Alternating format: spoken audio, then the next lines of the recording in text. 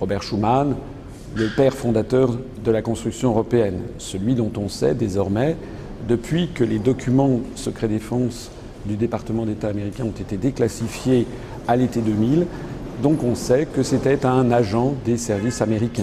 C'est lui à qui est attribuée la fameuse déclaration Schuman de 1950. On sait également que cette déclaration a été rédigée dans les services de Dean Acheson, le secrétaire d'État américain de Truman, à la fin des années 50, et transmis à Robert Schuman par Jean Monnet. Walter Hallstein a été le premier président de la Commission européenne de 1958 à 1967. Mais c'est un homme qui a une longue histoire. Walter Hallstein est né au début du XXe siècle. C'était un juriste allemand, un juriste nazi, qui a d'ailleurs été professeur et doyen à l'université de Rostock en 1936, après avoir montré patte blanche à toutes les autorités nazies.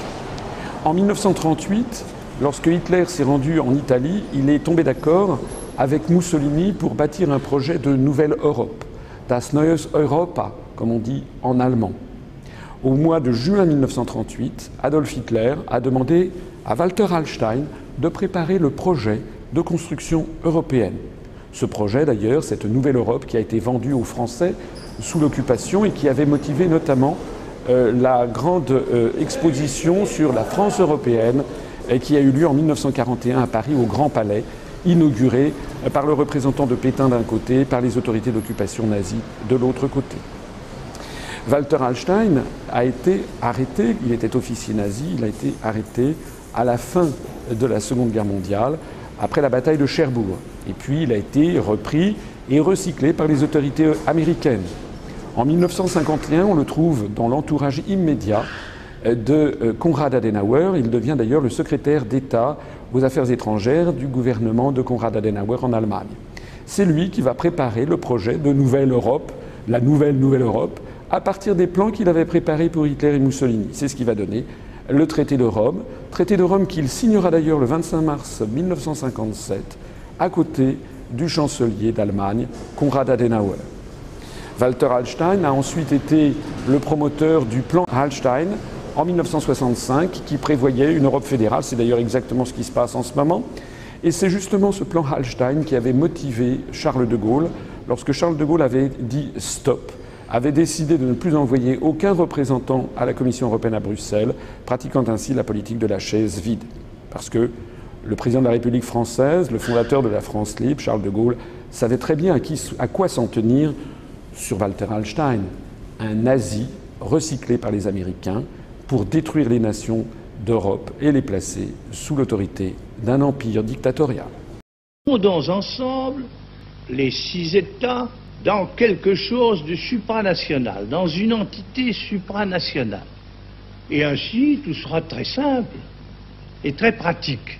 Cette entité nationale, on ne la propose pas parce qu'elle n'existe pas.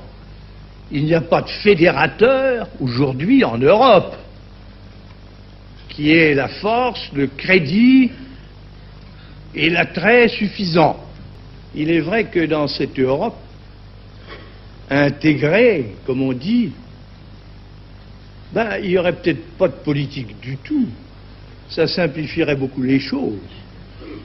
Et puis, en effet, dès lors qu'il n'y aurait pas de France, pas d'Europe, qu'il y aurait une politique, faute qu'on puisse en imposer une à chacun des 6 États, on s'abstiendrait d'en faire. Mais alors, peut-être tout ce monde se mettrait à la suite de quelqu'un du dehors et qui, lui, en aurait une. Il y aurait peut-être un fédérateur, mais il ne serait pas européen. C'est ça que j'ai découvert.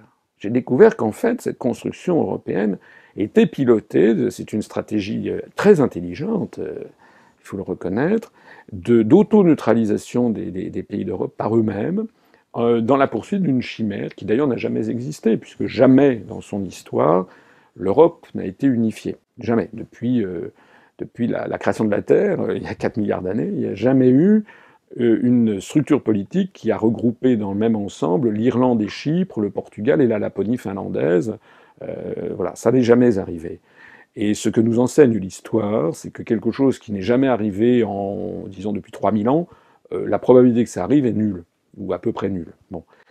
Tous les empires, il y a eu beaucoup de tentatives impériales de rassembler l'Europe, mais d'abord elles ont toujours explosé au bout du compte, et puis elles ne sont jamais arrivées. L'Empire romain, par exemple, n'était pas un empire européen. La partie actuelle, par exemple, de la Prusse, de la Scandinavie, l'Écosse, la Pologne, tout ceci n'a jamais été colonisé par Rome.